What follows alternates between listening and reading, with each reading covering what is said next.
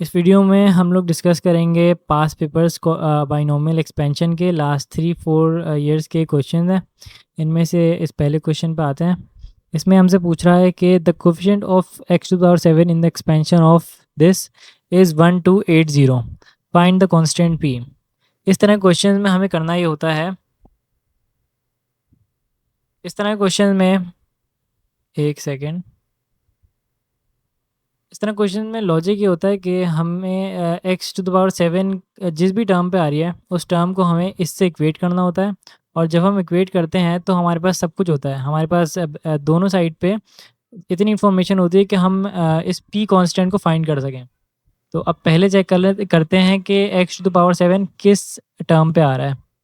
किस टर्म का फॉर्मूला ये लिखा हुआ है, अगर किसी कोई भूल गया तो TR+1, यहाँ पे R इसलिए यूज़ करते हैं क्योंकि n हम लोग हमेशा इस एक्सपेंशन की पावर के लिए यूज़ करते हैं। तो TR+1 NCR a⁻n-r और b⁻r, ये होता है हमारा बेसिक टर्म का फॉर्मूला। अब यहाँ पे हम लोग पहली टर्म का एक्स मैं करके दिखा देता हूँ, फिर मैं बताता हूँ। तो ये सबसे पहले तो हम क्या करेंगे, हम सबसे पहले टर्म्स को खोलना शुरू करेंगे, इस एक्सपेंशन को एक्सपेंड करना शुरू करेंगे। तो हमारे पास a है p⁻p(x²) और b है 4/px।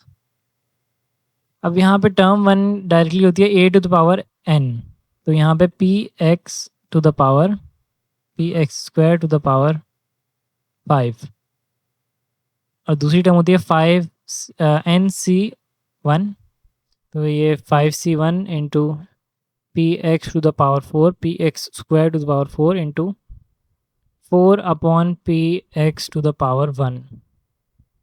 अब यहाँ पे हमारे पास आ रहा है p⁵ x⁻10 प्लस 5×4 = 20, ये 5c1 5 होता है, और इंटू 4 ये 5×4 = 20। यहाँ पे p⁴ x⁸8, और यहाँ पे नीचे p आ रहा है, इस एक p से p³ हो जाएगा, और हमारे पास फाइनल ये इस तरह की एक्सपेंशन आ रही है। ये हमने सिर्फ इसलिए करी है ताकि हम लोग चेक कर सकें कि कितने स्टेप से x की पावर डिक्रीज़ हो रही है, ताकि हमें पता चले 7 कहाँ पे आएगा जाके। तो ये हो गया।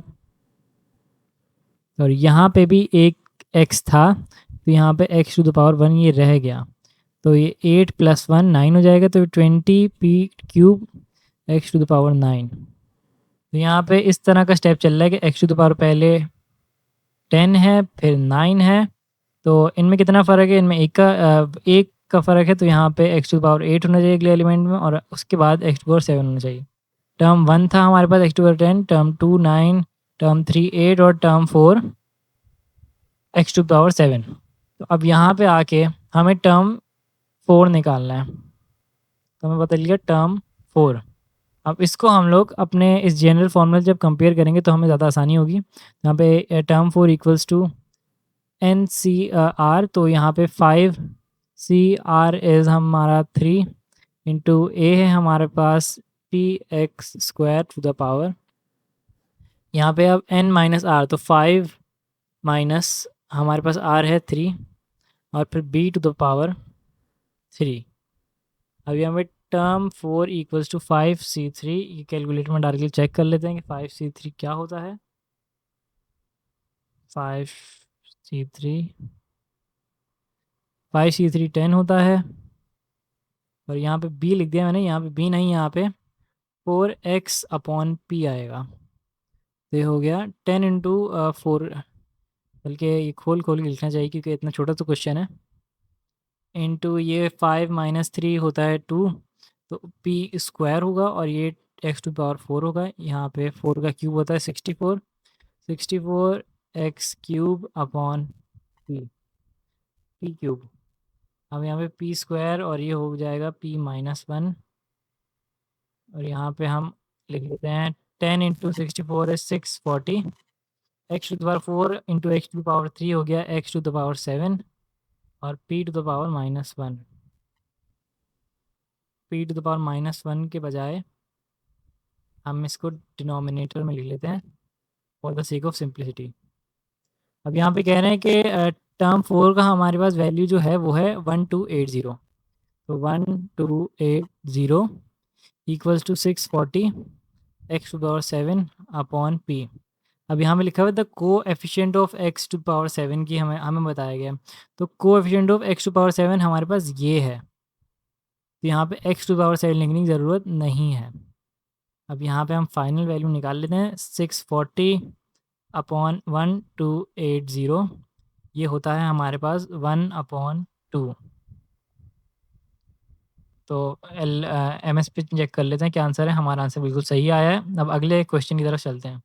तो यहाँ पे हमें कहा गया है कि 3A पार्ट में हमें कहा गया है find the complete expansion of 2x minus 3/x whole power 4। तो बहुत आसान है ये वाला। तो 2x minus 3/x whole power 4। पहले तो हम करेंगे a to the power n, तो 2x to the power 4 plus 4c1 into 2x to the power cube और minus 3/x to the power. अगर किसी को इसमें कन्फ्यूजन हो रही है इस फॉर्मूले को, तो इससे पहले जो वीडियो अपलोड हुई है, जो कि शायद डिस्क्रिप्शन में भी होनी चाहिए, वो जाके आप लोग देखें और आपकी कन्फ्यूजन उससे क्लियर होगी। उसमें पूरी की पूरी थ्योरी है बाइनोमियल एक्सपेंशन की। अगला चलते हैं 4c2 into 2x to the power square 2x to the power 2 into minus 3/x का square plus 4c3 into 2x to the power 1 और यहाँ पे minus 3/x to the power 3 plus 4c4। कोई भी number into NCN is 1। 2x to the power 0 और आखिर में हमारे पास है minus 3/x to the power 4। अब इसे आहिस्ता आहिस्ता सॉल्व करते हैं। बाइनोमियल एक्सपेंशन हमें हमेशा स्लोली स्लोली करनी चाहिए ताकि हमारे मिस्टेक के चांसेस कम से कम हो। 2 टू द पावर 4 16 होता है, तो ये हो गया 16x टू द पावर 4। अब इसे डायरेक्टली पूरे के पूरे को कैलकुलेटर में डाल के चेक कर लेते हैं और x की वैल्यू हम लोग खुद अपने माइंड में कैलकुलेट कर लेंगे। x की पावर हम अपने माइंड में खुद कैलकुलेट कर लेंगे। तो यहाँ पे एक बात तो है कि माइनस यहाँ पे लगा हुआ है और इसके साथ पावर 1 है, इसका मतलब इसका माइनस कैंसिल भी नहीं हो रहा है, तो हम लोग यहाँ पर माइनस साइन डाल दिया मैंने पहले ही।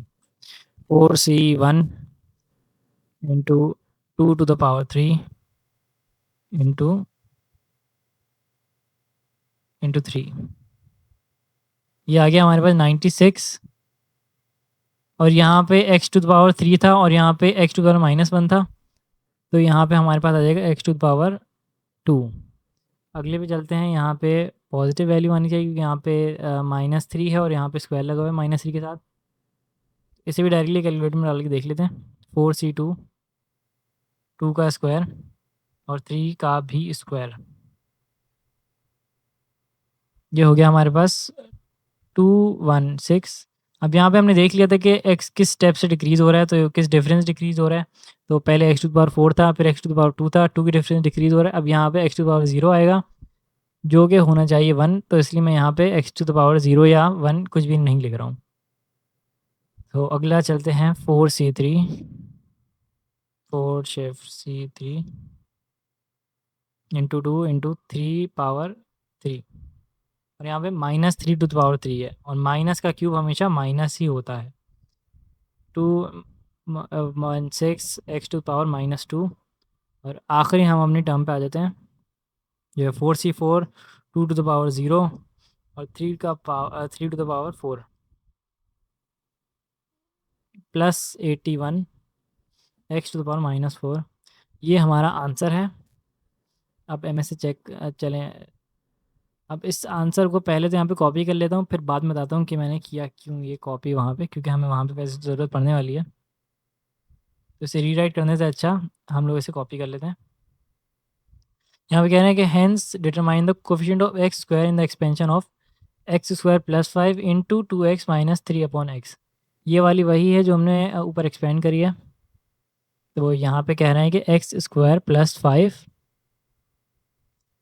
2x minus 3/x to the power 4। अब यहाँ पे कह रहे हैं कि इस एक्सपेंशन में एक्स स्क्वायर का कोफिशिएंट निकाल के दिखाओ। तो हम ये देख लेते हैं कि हमें जो निकालना है ना, वो इससे मल्टीप्लाई होने के बाद हमारी जो वैल्यूज़ हैं वो थोड़ी बहुत चेंज हो जाएंगी, कि हम लोग इनमें से कुछ कुछ वैल्यूज़ होंगी जो आपस में मल्टीप्लाई हो रही होंगी इस एक्सपेंशन में और इसमें, इन दो वैल्यूज़ में। तो जो आपस में मल्टीप्लाई हो रही होंगी उनमें से कुछ कुछ एक्स स्क्वायर के कोफिशिएंट के साथ आ रही होंगी, मतलब एक्स स्क्वायर के साथ आ रही होंगी, उनका कोफिशिएंट एक्स स्क्वायर के साथ आ रहा होगा। तो उन वैल्यूज़ को हमने खुद फाइंड आउट करना है और फिर जाके हमें उनसे मल्टीप्लाई करना है और फिर हमें उनका उन्हें कंपेयर करके उनका कोफिशिएंट देना है। तो अब यहाँ पे एक्स स्क्वायर किस किस से मल्टीप्लाई होके, इन सब एलिमेंट में से किस किस से मल्टीप्लाई होके आ सकता है एक्स स्क्वायर। तो यहाँ पे हम क्लियरली देख सकते हैं कि यहाँ पे सिर्फ और सिर्फ इससे अगर मल्टीप्लाई हो तो एक्स स्क्वायर आ सकता है, क्योंकि इसके साथ कोई और एक्स की पावर नहीं है। तो यहाँ पे एक्स टू द पावर 0 है। तो अगर 216 को एक्स स्क्वायर से मल्टीप्लाई करेंगे तो ये 216 एक्स स्क्वायर हो जाएगा। अब वहीं पे 5 किसी से मल्टीप्लाई होगा, किससे मल्टीप्लाई हो के आंसर में एक्स स्क्वायर आए। तो 5 इंटू क्या हो सकता है, तो सिर्फ और सिर्फ ये ऑप्शन हमें दिख रहा है कि 96 से मल्टीप्लाई हो 5 तो वो एक्स स्क्वायर दिख जाए। इसमें बस लॉजिक ये है कि हमारे पास जो दो एक्सपेंशन है ना, उनमें उन एक्सपेंशन में जो भी नंबर्स आ रहे हैं, या तो आप अपने माइंड में सोच लें वो नंबर, जैसे शुरू के एक्सपेंड करके आप अगले स्टेप में लिख जाएं कि एक्स टू पावर 4 था, एक्स टू पावर स्क्वायर था, एक्स टू पावर 0 था और फिर एक्स टू पावर -2 और फिर -4 था। अब इनमें एक्स स्क्वायर किस किस से मल्टीप्लाई होके आखिर में एक्स स्क्वायर ही आ रहा है, जैसे हमारे क्वेश्चन में है, जो कि सिर्फ ये एक नंबर होगा। फिर आप देख लेंगे इसकी टर्म कौन सी, ये है टर्म 3। तो आप टर्म 3 को निकालेंगे। फिर ये 5 किस से मल्टीप्लाई हो गए एक्स स्क्वायर किस क्वेश्चन के साथ आएगा, तो वो भी हमारे पास सिर्फ ये एक है जो कि है टर्म 2। अब आप क्या करेंगे, टर्म 2 प्लस टर्म 3 और दोनों को सही के, टर्म 2 को मल्टीप्लाई किया आपने 5 से और टर्म 3 को आपने मल्टीप्लाई किया एक्स स्क्वायर से। दोनों को जब मल्टीप्लाई किया और प्लस किया और कोफिशिएंट्स को हमने प्लस करना था, तो हमने वैसे ही एक्स स्क्वायर को ओमिट कर दिया और आखिर में जो हमारे पास आंसर आना था वही होगा। इस तरह के क्वेश्चंस आते हैं और अक्सर क्वेश्चन में हमें पिछले वाले पार्ट में एक्सपेंशन नहीं कराते हैं। इसलिए इस तरह स्टेप को कंपेयर करना और फिर उन एलिमेंट्स को देखना कि कौन से एलिमेंट पे कौन सी पावर आ रही है एक्स की, और फिर उसे जाके अपने इस एक्स्ट्रा ब्रैकेट से, अपने एक्स्ट्रा जो भी एक्सप्रेशन है उससे मल्टीप्लाई करना, उसके बाद जाके आंसर लेना। तो इसमें ये माइंड में रखना ज़रूरी होता है। तो यहाँ पे आप देख लेते हैं हमारे पास टर्म 2 क्या थी, हमारे पास 96 थी, तो 96 into 5, 96 into 5 plus x square हमने ओमिट कर दिया, उन लोग अपना डायरेक्टली आंसर लिख लें यहाँ पे। तो और ये एक्स स्क्वायर इंटू 216, तो 216 इंटू 1, तो इसका हम लोग आंसर लिख लेते हैं, यही होगा हमारा फाइनल आंसर। 96 इंटू 5 प्लस 216, क्योंकि 696 हमारा फाइनल आंसर है, 696।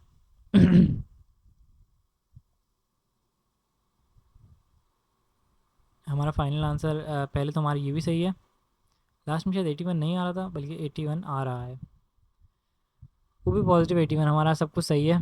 और यहाँ पे 3B में हमारा -264 है। यहाँ पे हमारी गलती यह है कि हमने इस माइनस को नहीं देखा, इस माइनस को भी हमने साथ में देखना था, और ये माइनस आ जाएगा आंसर में कि -96/5, तो यहाँ पे माइनस होगा। तो इसे हम लोग जब सही करेंगे तो देख लेंगे क्या आंसर आ रहा है। ये आ रहा है -264। तो इस तरह माइनस की साइन को भी आपने देखना होता है, और हमेशा अपने आंसर को डबल चेक करें जब भी आप कर लें, एक बार गो थ्रू कर लें अपने सॉल्यूशन को। तो यहाँ पे आ रहा है find the term independent of x in the expansion of the following. तो मैं एक्स टू द पावर 0 वाली टर्म निकालेंगे। टर्म इंडिपेंडेंट ऑफ एक्स मतलब x to power 0, term independent of x मतलब जिसमें एक्स है ही नहीं। एक्स कैसे नहीं है, एक्स तो इस एक्सप्रेशन में तो कैसे नहीं है, तो एक्स टू पावर 0 होगा, और एक्स टू पावर 0 1 होती है, और इसलिए एक्स नहीं है। तो यहाँ पे पहली टर्म हमारे पास आ जाएगी। तो एक्सपेंशन की दो टर्म निकाल लेते हैं ताकि हमें पता चल जाए कि इसका स्टेप किस से डिक्रीज़ हो रहा है, किस नंबर से डिक्रीज़ हो रहा है।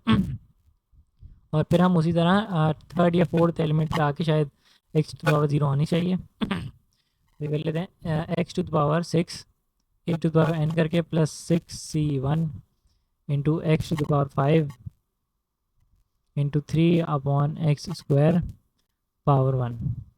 यहाँ पे x टू द पावर 6 हो गया, ये 6 इधर प्लस 18 और ये 5 माइनस 2 होता है एक्स टू पावर 3। तो ये 3 के स्टेप से डिक्रीज़ हो रहा है। पहले एक्स टू पावर 6 आया, उसके बाद एक्स टू पावर 3 आया, और उसके बाद हमारा यहाँ पे -3 का फ़र्क था। यहाँ पे -3 का फ़र्क होना चाहिए, तो यहाँ पे एक्स टू पावर 0 आएगा। ये है हमारा टर्म 3। तो हमें निकालनी है अपनी टर्म 3। तो यहाँ पे देख लेते हैं हमारा जनरल फार्मूला क्या था। T r plus 1 equals to n c r a to the power n minus r और फिर b to the power r. ये हो गया हमारे पास 6c2 इंटू हमारा एक्स टू द पावर 6 - 3 तो क्यूब हो जाएगा ये, इंटू 3/x² की पावर आर इज़ 2। यहाँ पे हमें करना था n-r। तो n है हमारे पास 6 और r है हमारे पास 2। r प्लस 1 हमारे पास 3, r है हमारे पास 2, तो 6 - 2 इज़ 4। तो यहाँ पे फिर अगले स्टेप में करेंगे 6c2 क्या होता है।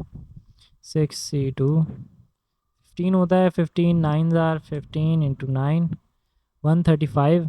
3 3 इधर 9 हो गया यहाँ पे, तो मैंने उसे इस 6c2 से मल्टीप्लाई किया। 15 इंटू 9 इज़ 135। और ये x टू द पावर 4 था यहाँ, इसे जब ये हो जाएगा 9/x⁴। जब इसे मल्टीप्लाई करेंगे तो ये और ये कैंसिल हो जाएंगे और हमारे पास आ जाएगा 135 आंसर हमारा टर्म 3 में। इंडिपेंडेंट ऑफ x में हमारे पास ये 135 आंसर है। उसके बाद फिर से हमारे पास उसी पैटर्न का क्वेश्चन है, लेकिन इस बार भी हमारे पास उसी तरह का आया है कि इस एक्स्ट्रा एक्सप्रेशन से मल्टीप्लाई होने के बाद हमारे पास टर्म इंडिपेंडेंट ऑफ x क्या क्या होगी। ये हमारा शायद वही एक्सप्रेशन है जिसे हमने ऊपर ओपन किया है, x+3/x²। तो बिल्कुल सही एक्सप्रेशन है। हमारे पास किस तरह के स्टेप से चल रहा था, ये एक्स टू पावर 6 था, फिर एक्स टू पावर 3 था, फिर एक्स टू पावर 0 था टर्म इंडिपेंडेंट ऑफ x। फिर हमारे पास एक्स टू पावर -3 होना चाहिए, फिर एक्स टू पावर -6 होना चाहिए। यहाँ वैसे जब हमारे जो n होता है ना, तो n+1 टर्म्स होती हैं। हमारी जो एक्सपेंशन होती है, जो भी हमारी एक्सपेंशन की पावर होती है, उस पावर का +1 is r number of terms. तो यहाँ पे अराउंड 7 टर्म्स आनी चाहिए, अराउंड नहीं बिल्कुल 7 टर्म्स आनी चाहिए। तो आगे हमारी टर्म मतलब नहीं है, सिर्फ एक अच्छा पॉइंट तो मैंने बता दिया। तो यहाँ पे अब इसमें ये 4x³ और ये -5 किस किस से मल्टीप्लाई हो गए एक independent x term independent of x बनाते हैं। तो यहाँ पे 4x³ है, x⁴ है, और यहाँ पे x⁻³ है। तो जब x⁴ इंटू x⁻³ होगा तो दोनों कैंसिल हो जाएंगे। तो एक तो ये तो बना रहे हैं एक टर्म इंडिपेंडेंट ऑफ x, और उसके बाद ये टर्म है इंडिपेंडेंट ऑफ x, हमारा बिल्कुल इंडिपेंडेंट ऑफ x। तो यहाँ पे -5 इंटू x⁻0 में जब हम लोग जाएंगे तो यहाँ पे भी हमारी एक और इंडिपेंडेंट टर्म x से बनेगी। तो ये तो हमें पता है टर्म 3 है, इसकी वैल्यू है 135। तो ये तो हम डायरेक्टली लिखते हैं क्योंकि हमने पिछले वाले क्वेश्चन में सॉल्व किया था। ये हमारी टर्म 4 है, इसे हमें थोड़ा सा निकालना पड़ेगा। तो यहाँ पे टर्म 4 को निकाल लेते हैं। तो जाएगा 6c3 NCR into a to the power a है हमारे पास x to the power n-r 6 - 3 होगा। हमारे पास ये होगा 6 - 3। ओके, तो 6 - 3 3 होता है इंटू 3/x²। और यहाँ पे r होगा जो कि r है हमारे पास डायरेक्टली 3। तो यहाँ पे हो गया 6c3 भी मेरे ख्याल से, सॉरी 6c3 है हमारे पास 20 है, 20x³ इंटू 9/x⁴।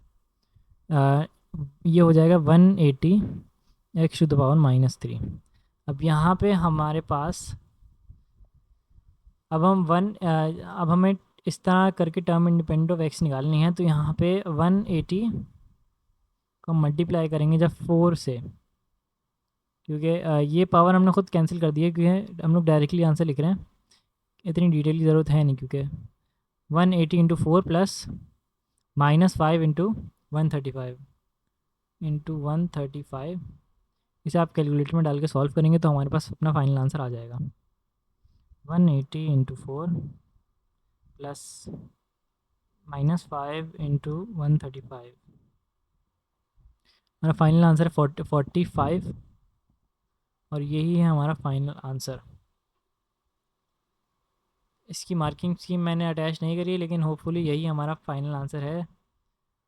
अब इस वाले क्वेश्चन में हमसे क्या कहा जा रहा है कि the coefficient of x square in the expansion of 1 minus 4x⁴ is 12 times the coefficient of x square in the expansion of 2 plus ax⁵ find the positive constant a. तो ए की शायद दो वैल्यूज़ आएंगी and में, इसलिए हमें बताया गया कि पॉजिटिव कांस्टेंट ए की बात की जा रही है। हमने भी अभी करके देखते हैं। तो हम पहले तो एक्सप्रेशन बना लेते हैं।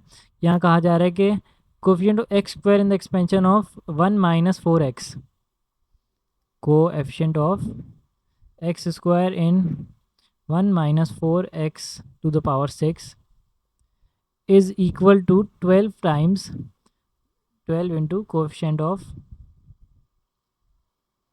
x square in 2 plus ax⁵ तो ये आ रहा है। अब हमें इन दो के कोफिशिएंट एक्स स्क्वायर किस टर्म पे आ रहा है उन टर्म्स को निकालनी है और फिर उनके कोफिशिएंट को यहाँ पे रखना है, जिसके बाद हमारे पास जाके ए की वैल्यू आ जानी चाहिए जब हम लोग दोनों साइड से सॉल्व करें। तो इसमें हम लोग शुरू की पहले इससे चल लेते हैं।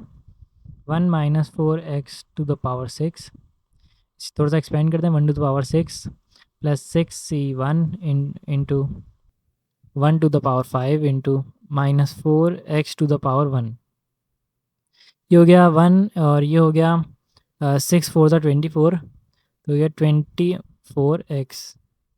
ये हो गया माइनस 24x, क्योंकि 4 के साथ एक माइनस का साइन था। उसके बाद ये x⁴ था, इसके बाद x⁴ था, तो उसके बाद x⁴ आना चाहिए। तो टर्म 1 टर्म 2 और ये टर्म 3, तो टर्म 3 हमें फाइंड आउट करनी है। टर्म 3 इज़ हमारे पास था ये 6, तो 6c r इज़ हमारे पास 2 इंटू 1⁶ माइनस 2, 6 माइनस 2 इज़ 4 जी। 6 माइनस 2 इज़ 4 हमारे पास, और यहाँ पे माइनस 4x का स्क्वायर। अब यहाँ पे 6c2 हमारे पास 20 आया था शायद लास्ट टाइम, नहीं 15 आया था, 63 शायद 20 आया था। 15 इंटू माइनस 4 का स्क्वायर हो जाएगा हमारे पास 16x²। 15 इंटू 16, 15 इंटू 16, ये हो गया 240x²। अब यहाँ पे अब हम चले जाते हैं हमारे दूसरे एक्सपेंशन की तरफ। ये है जो है 2 प्लस ax⁵, ये भी हमारे पास ऑलमोस्ट उसी तरह आना चाहिए। शायद हमारे पास थर्ड टर्म पे ही इसमें भी आना चाहिए term coefficient of x square. तो यहाँ पे 2⁵ होगा प्लस 5c1 इंटू 2⁴ होगा इंटू ax⁴ होगा। अब यहाँ पे करके देख लेते हैं। 2⁵ इज़ ये हो गया 32, 2⁴ into 5 is 16 5 are 16 into 5, 5c1 5 होता है, इसलिए 16 इंटू 5 प्लस 80 ax। तो हमारे पास थर्ड टर्म जो आनी चाहिए हमारी, यहाँ पे भी x⁴ था, फिर x⁴ है, अगला x⁴² 2 होना चाहिए, जो कि हमारे पास टर्म 3 है। टर्म 3 होनी चाहिए हमारे पास 5c2 इंटू 2⁵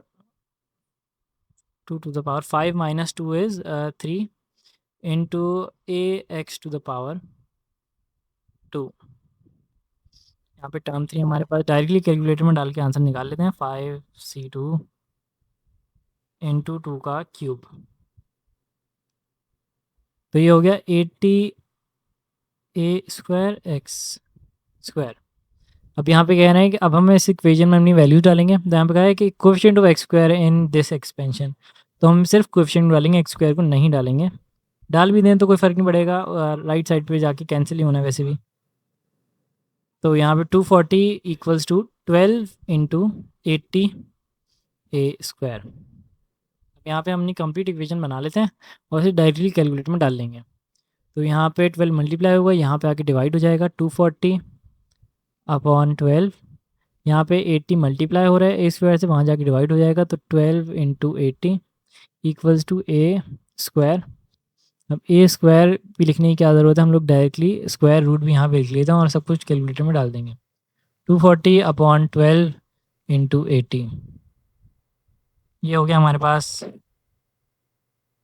240 अपॉन 12 इंटू 80, ये हो गया a इक्वल्स टू +-1/2। और हमें शुरू में ही कहा गया था कि हमें पॉजिटिव कांस्टेंट a की वैल्यू फाइंड करनी है, तो a की वैल्यू हमारे पास 1/2 आनी चाहिए सिर्फ, और ये हमारा फाइनल आंसर है। 0.5 1/2 सेम बात। तो अगले और लास्ट क्वेश्चन में चलते हैं, जो है it is given that the coefficient of x cube in the expansion of, यहाँ पे फिर से हमारे पास एक और एक्सप्रेशन मल्टीप्लाई और हमारे एक्सपेंशन से, तो उसे हमें देखना पड़ेगा, is 432, find the value of constant a। काफ़ी हद तक ये हमारे जो सारे लास्ट शायद 2 क्वेश्चंस हैं उनसे मिलता-जुलता है, तो दोनों का कॉन्सेप्ट अप्लाई हो रहा है इसमें हमें कांस्टेंट भी फाइंड करना है और हमें एक ऐसी टर्म को ढूंढना भी है जो यहाँ पे बताई गई है। तो अब हम लोग इसका स्टेप पहले चेक करेंगे, तो यह है 2 + ax⁴, इसे एक्सपेंड करेंगे 2⁴ +4c1 इंटू 2⁴ इंटू ax⁴1, तो ये हो गया 2⁴ शायद 16 था, यस 16 प्लस 2⁴ 8 होता है, 8 4 ज़ा 24 ax, यहाँ पे x⁴0 थी, फिर ये x⁴1 है, फिर x⁴2 3 4 और मेरे ख्याल से कितनी टर्म्स हो गई, 1 2 3 4 5, तो ये इसमें मैक्सिमम पावर इस एक्सपेंशन की पावर 4 थी, तो इसमें नंबर ऑफ़ टर्म्स हमारे पास 5 होंगे। तो यहाँ पे अब यहाँ पे 5 माइनस ax है। अब 5 किस से मल्टीप्लाई होके एक्स क्यूब फॉर्म कर सकता है। 5 अब सिर्फ एक कांस्टेंट है, वो जिससे मल्टीप्लाई होगा उसके बाद एक्स क्यूब होना चाहिए, तभी जाके फाइनल आंसर एक्स क्यूब आएगा। तो हमारे पास सिर्फ इससे मल्टीप्लाई होगा, जो कि है ये है टर्म 1, टर्म 2, टर्म 3, तो टर्म 4 से हमें मल्टीप्लाई कराना है 5 को, और माइनस ए एक्स, तो माइनस ए एक्स किससे मल्टीप्लाई होगा, जो कि एक्स क्यूब में हमारे पास आंसर है, तो वो है टर्म 3। जब हम लोग ए एक्स को एक्स स्क्वायर के वाली टर्म के साथ मल्टीप्लाई करेंगे, तो हमारे पास फाइनल आंसर एक्स क्यूब में आना चाहिए। तो हमें टर्म 3 और टर्म 4 को फाइंड आउट करना है, फिर हम अपना फाइनल आंसर दे पाएंगे।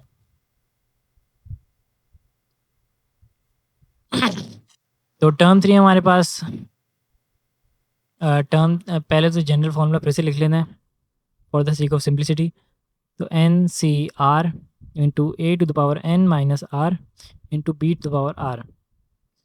अक्सर बच्चे इसमें कंफ्यूज हो जाते हैं कि r+1 क्या है, तो r+1 और r में कंफ्यूज हो जाते हैं। तो यहाँ पे टर्म 3 हमारे पास, तो ये है r+1, तो r होगा हमारे पास 3 - 1 जो कि होगा 2। तो यहाँ पे हम कर लेते हैं सॉल्व अपना 4c2 इंटू ए है हमारे पास 2, इसकी पावर होनी चाहिए n - r, तो हो जाएगा 4 - 2, तो इसकी पावर हमारे पास 2 आएगी, इंटू बी है हमारे पास a⁻x, इसकी पावर भी हमारे पास 2 ही आएगी। इसको भी हम लोग फाइनल करके देख लेते हैं, फाइनल जो भी कैलकुलेटर हमें दे। 4c2 2 का स्क्वायर, ये हो गया 24 a² x²। अब टर्म 4 की बारी। टर्म 4 है हमारे पास 4c3 इंटू 2⁻1, क्योंकि 4 - 3 = 1, और फिर ax की power cube. 4c3 into 2 is 4c3 into 2 is 8, तो 8a³ x³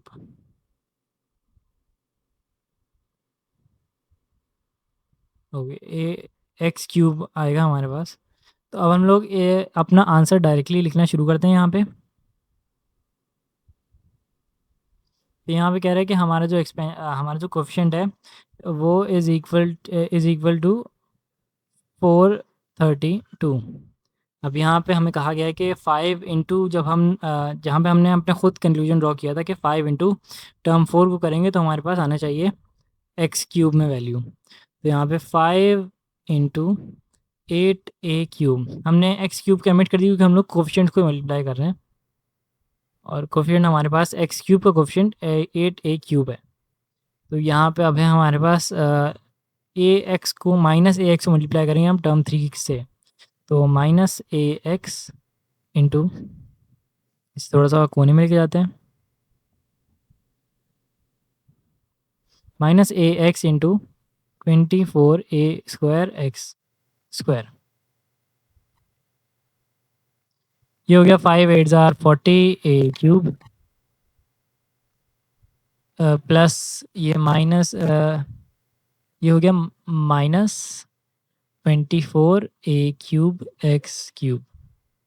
यहाँ पे सॉरी एक्स स्क्वायर लिखने की ज़रूरत नहीं थी कि हम लोग बात वही हो जाती, लेकिन इतना अब ए लेवल्स में आके इस तरह के छोटे स्टेप दिखाने की मेरी ख्याल ज़रूरत होनी नहीं चाहिए, लेकिन हम लोग फिर भी मार्किंग स्कीम्स देख के एक बार चेक कर लेंगे कि दिखाने की ज़रूरत थी या नहीं थी। तो यहाँ पे 432, तो 40 माइनस 24 इज़ 40 माइनस 24, ये है 16a³ इक्वल्स टू 432।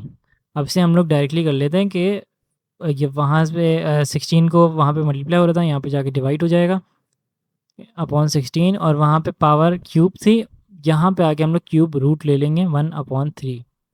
तो ए की वैल्यू हमारे पास आई है, क्यूब रूट में हमारे पास वैल्यू आ रही है फाइनल बिल्कुल